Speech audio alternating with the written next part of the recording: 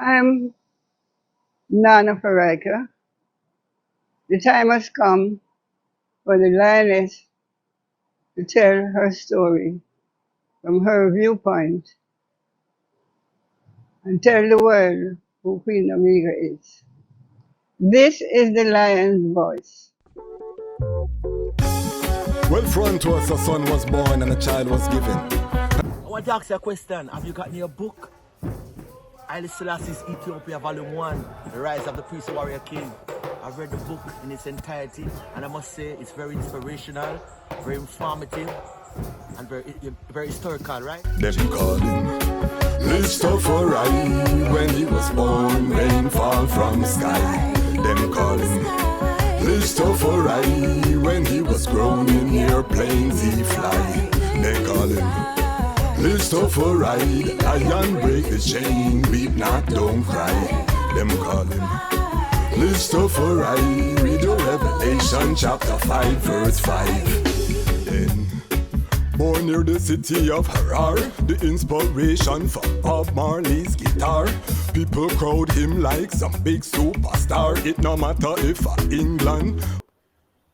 Well, when I returned, from Jamaica, well, although I didn't carry the locks, but I returned start wearing a tam. Okay. So when I first reported back to the office, to the Ministry of Agriculture, wearing a tam on my head and so on, the then minister, look at me a kind of a way and what are you asking me? Why am I coming in the office with a tam on my head? Yeah. At the time, I can't remember exactly what was my response, but I did not really take him on as such. Yes. No, but from then I realized, because after I returned in 1977, I did not get employed until 1978, Okay. I don't know whether it was something that was said and, but they just ignore my, because I came well qualified, everything with all my, Yes. documents and so on. But then for one reason or the other, it took till about 78 for me to be employed within the Ministry of Agriculture. And what was your first? And then by that time, as I said, the Mount Jimmy raid took place in that same 77. Okay. Then in 1978, the Rastafari community held their very first groundation in Ayanola. Okay. And who was there? Was that Bongo Wisely time? No. Just strictly brethren from Ayanola. Okay. Well, you have names like Rasuku. Okay. Well, Rasuku was a graduate from the Mona campus. He had just come down, and again he was victimized. He was not given employment, so he was there with the brethren, them giving them moral support and so on. Brethren like Get Through. You had people like Papa, and these are some of the elders from the beginning. Wow. We really got the movement going. They had some sisters as well, with them, So the first organization was in 1978. That was the Ayanola Rastafari Improvement Association. So you use the term Ayanola. Where does that term come from? Because I always hear I refer to St. Lucia as Ayanola. Where does that term come from? Well, that is the indigenous name of the country. Okay. Well, it's Christopher Columbus who gave the name St. Lucia. Okay. Because he discovered St. Lucia on 13 December, which is the feast of St. Lucy. Oh. So they give it the name St. Lucia after Christopher Columbus. Okay. So as Rastafari, and not only Rastafari, but there are a number of other people, institutions who have that name, the Ayanola. Okay. Yeah. Is that a Taino name? Well, who are the indigenous? Probably it might be more with the Caribs or, Okay. Yeah. And we know that there were Africans running through the Caribbean islands at that time as well, because Columbus wrote about that in his journal, seeing Africans amongst the Taino when he arrived as well. And we know that Africans were trotting through the whole earth. So that is very powerful. So that first groundation, that was a Nyabingi gathering. Well, yes, because the sound, the wording Nyabingi was used as well. Okay. Because we at the time the music from Ras Michael and the Sons of Negus, that album Nyabingi, that album was popular in St. Lucia at the time, you know, so we had not had access to the elders in Jamaica as such yet. You know, so the Rastafari, just as I see, well, the brethren Rasuku, who came from Jamaica, came up with some vibes, plus brethren, even the federal boat, the federal maple and the federal palm. Yes. Jamaicans would travel from on that and come to the islands. Okay. And that's where some of us first saw Rastafari. Okay, and we learned about that just recently from our interview with Ras Tafari, who told us about these two boats that were purchased from Canada, and they would go between the Caribbean. So you also are saying that was a part of your reality at that time. Yeah, in terms, well, because traveling to the islands, most of us at the time used the federal boat. Okay. You know? Okay. Yeah. And as I see, Rastafari people from Jamaica use the boat to also visit the other islands. So some of them started spreading the Rastafari culture as well. Plus, other people travel on the boat, went to Jamaica, got access to the levity as well. You know, so the federal boat played a crucial role in disseminating the culture of Rastafari. We're finding that out here on the Lion Voice. I personally, that's my personal opinion.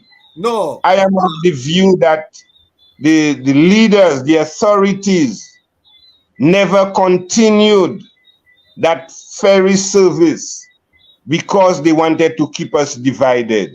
Okay. Okay. Yes. Because when by that time airline was introduced, and you know it was much more expensive and so on, you know. Whereas on the boat, people traveling, you know, between islands, you could go island hopping, you know, and so on from one point to another. So the Caribbean people was getting to know each other. Okay. Yeah. But then the authorities, you know, realized, well, boy, if them people get together, we won't be able to control them. We won't be able to control them. That is the story. So yeah. take us forward. Take us forward. Was the I attending that first groundation, or you only heard about it at the time? Were you able to attend? Well, no, I was not present. As I said, it so happened. I got my employment started in 1978, as I said, and it was that very same weekend. Okay. And I was being transferred to a region away from home. Okay. So the ministry, the government arranged, you know, for transport to take me to the place, you know, that weekend.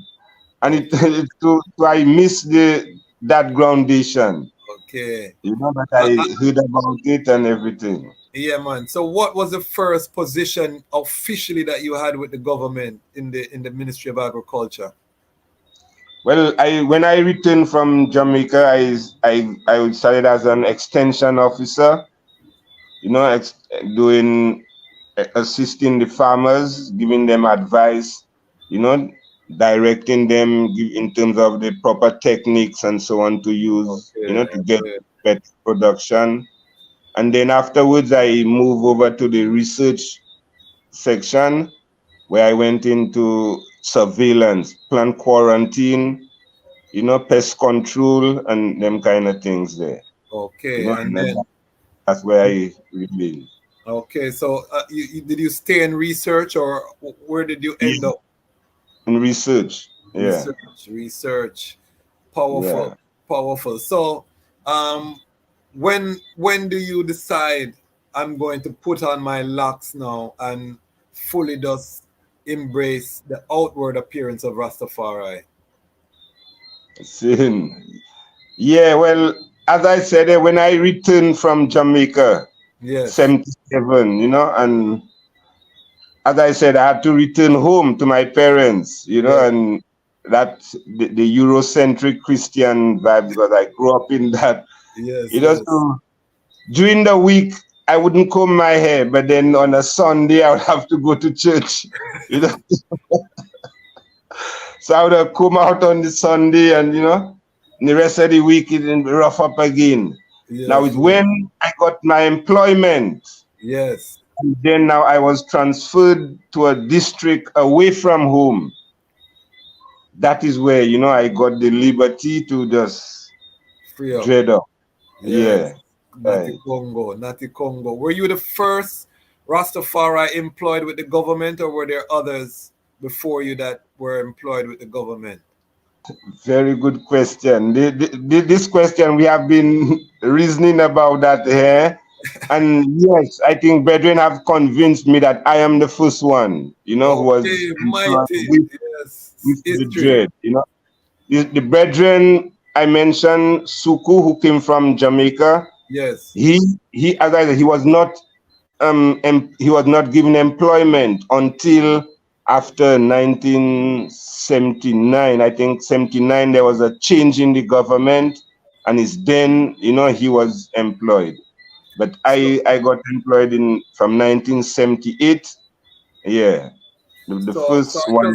Just want the lion pride to know that we are talking to the first Rastafari brethren employed by the government of St. Lucia. So the eyes are walking history, when we're talking to Bongo Wisely Tafari, them to know that the eye broke down that door, because I'm sure they employed others after the eye, but the eye broke that door down through the powers of the king. And I love that the fact that it's in the field of agriculture, because agriculture is so crucial to I and I liberty. So I'm so elated to know that the eye from in the 70s was working in the field of agriculture. And I don't know if the eye know this, but of course the eye would have been changing the perception of Rastafari, because I'm sure there was a lot of stigma attached to Rastafari in St. Lucia at the time. And the eye, being a professional working with the government, would have changed a lot of people's perception of Rastafari being as highly educated as the eye was. Was there discrimination in your government job? How did you feel? What was the atmosphere working in the government in those early days? Well, yeah, the discrimination was there. There were certain people who, to them, Rasta.